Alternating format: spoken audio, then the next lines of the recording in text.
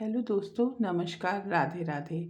आज मैं आपको अगहन मास या मार्गशीर्ष शुक्ल पक्ष की मोक्षा एकादशी के बारे में बताऊंगी, उसके महत्व के बारे में बताऊंगी।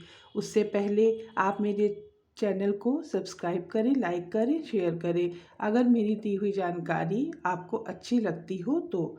युधिष्ठिर बोले, देव देवेश्वर, मैं पूछता हूँ, मार्गशीर्ष मास के शुक्ल पक्ष में जो एकादशी होती है उसका क्या नाम है, कौन कौन सी विधि है तथा उसमें किस देवता का पूजन किया जाता है। स्वामिन, यह सब यथार्थ रूप से बताइए। श्री कृष्ण ने कहा, नृप श्रेष्ठ, मार्गशीर्ष के कृष्ण पक्ष की उत्पत्ति उत्पन्ना नाम की एकादशी से होती है, जिसका वर्णन मैंने तुम्हारे समक्ष कर दिया है। अब शुक्ल पक्ष एकादशी का वर्णन करूंगा, जिसके श्रवण मास से वाजपेय यज्ञ का फल मिलता है। उसका नाम है मोक्षा एकादशी, मोक्ष एकादशी, जो सब पापों का अपहरण करने वाली है। राजन, जिस दिन यत्न पूर्वक तुलसी की मंजरी तथा धूप दीप आदि से भगवान दामोदर का पूजन करना चाहिए, पूर्वोक्त विधि से ही दशमी और एकादशी के नियम का पालन करना उचित है। मोक्षा एकादशी बड़े बड़े पातकों का नाश करने वाली है।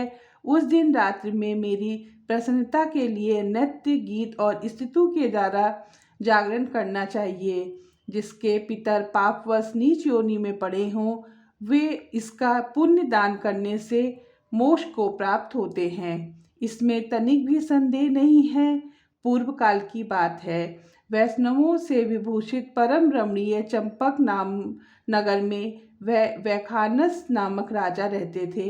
वे अपनी प्रजा का पुत्र की भांति पालन करते थे। इस प्रकार राज्य करते हुए राजा ने एक दिन रात को स्वप्न में अपने पितरों को नीच योनि में पड़ा हुआ देखा। उन सबको इस अवस्था में देखकर राजा के मन में बड़ा विस्मय हुआ और प्रातःकाल ब्राह्मणों से उन्होंने उस स्वप्न का सारा हाल कह दिया। राजा बोले, ब्राह्मणों, मैंने अपने पितरों को नरक में गिरा देखा है। वे बारंबार रोते हुए मुझसे यूं कह रहे हैं, तुम हमारे तनुज हो, इसलिए इस नरक समुद्र से हम लोगों का उद्धार करो।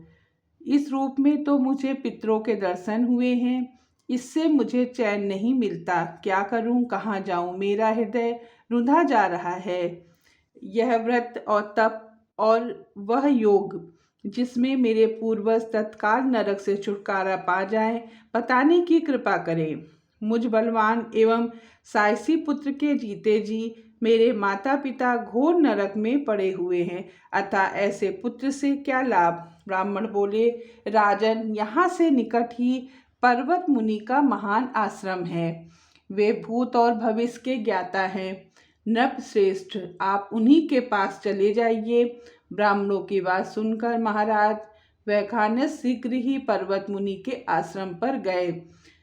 वहां उन मुनि श्रेष्ठ को देखकर उन्होंने दंडवत प्रणाम करके मुनि के चरणों का स्पर्श किया। मुनि ने भी राजा से राज्य के 7 अंकों की कुशल पूछी।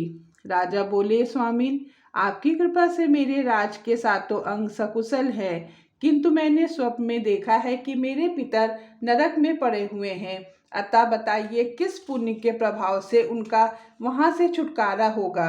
राजा की यह बात सुनकर मुनि श्रेष्ठ पर्वत एक मुहूर्त तक ध्यानस्थ रहे। इसके बाद वे बोले, महाराज, मार्गशीर्ष मास के शुक्ल पक्ष में जो मोक्षा नाम की एकादशी आती है, तुम सब लोग उसका व्रत करो और उसका पुण्य पितरों को दे डालो।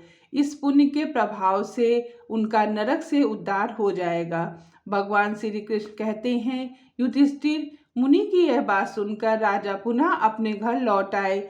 जब उत्तम मार्गशीर्ष मास आया, तब राजा वैखानस ने मुनि के कथनानुसार मोक्षा एकादशी का व्रत करके उसका पुण्य समस्त पितरों सहित पिता को दे दिया। पुण्य देते ही क्षण भर में आकाश से फूलों की वर्षा होने लगी। वैखानस के पिता पितरों सहित नरक से छुटकारा पा गए और आकाश में आकर राजा के प्रति यह पवित्र वचन बोले, बेटा, तुम्हारा कल्याण हो। यह कहकर वह स्वर्ग चले गए।